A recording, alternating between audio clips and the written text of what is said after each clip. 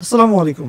সৌদিতে যারা বর্তমানে বাংলাদেশী যারা আছেন, অন্তত তারা এই ভিডিওটি স্কিপ করবেন না। ভিডিওটি শুরু থেকে শেষ পর্যন্ত দেখার অনুরোধ রইল। বাঙালি প্রবাসী যারা আমরা সৌদিতে কাজ করি, পরিজনের জন্য, দেশের অর্থনীতির চাকাকে আরো একটু সচল রাখার জন্য, নিজের পরিবারের জন্য আমরা কাজ করি। আমরা যারা প্রবাসী আছি বা রেমিটেন্স যোদ্ধা আছি, যারা আমরা দেশের কল্যাণে এখান থেকে উপার্জিত অর্থ আমরা দেশে প্রেরণ করে থাকি। আমাদের দায়িত্ব আমরা কিন্তু প্রপারলি পালন করি, কিন্তু বাংলাদেশের সরকার আমাদের জন্য কি তাদের জায়গা থেকে তাদের দায়িত্ব পালন করছে কিনা? আমরা যারা প্রবাসে কাজ করি, বাংলাদেশের গভর্নমেন্ট এই যে প্রতিটা দেশে দূতাবাস, কনসুলেট সার্ভিসগুলো দিয়ে রেখেছে, এগুলো কেন দিয়ে রেখেছে? এই কনসুলেট সার্ভিস এবং দূতাবাসগুলো দেওয়ার উদ্দেশ্যটা কি? তারা কি আদৌ আমাদের কোনো কাজে আসতেছে কি?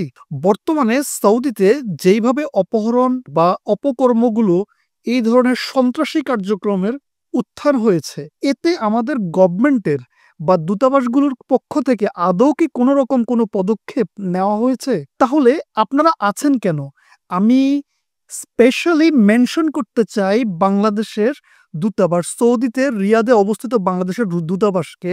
আপনাদেরকে দেশের রিপ্রেজেন্টেটিভ হিসেবে বিভিন্ন দেশে কনসুলেট সার্ভিসগুলো বা দূতাবাসগুলো বসানোর এক্সাক্ট কারণটা কি? আপনারা কি শুধুমাত্র ভিসার ব্যবসা করার জন্য এখানে বসে আছেন? কেন আপনাদের কাছে এত রকম ক্লু থাকা সত্ত্বেও অপকর্ম দিন দিন বেড়েই চলতেছে?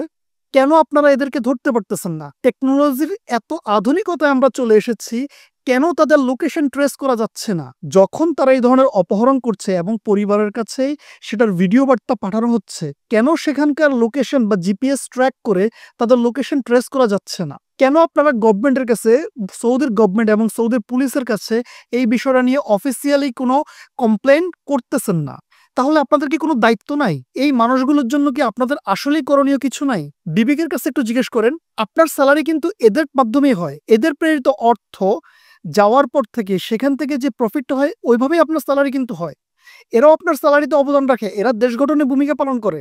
তাহলে আপনাদের কি কোনো দায়িত্ব নেই? আপনারা শুধুমাত্র বসে বসে তাস খেলা আর ভিসার ব্যবসা করার জন্য আসছেন? আপনাদেরকে বলতেছি ভাই, যারা আপনারা প্রবাসী আছেন, গভর্নমেন্ট আপনার কোনো দায়িত্ব বা কোনো জিম্মাদারিত্ব নেবে না।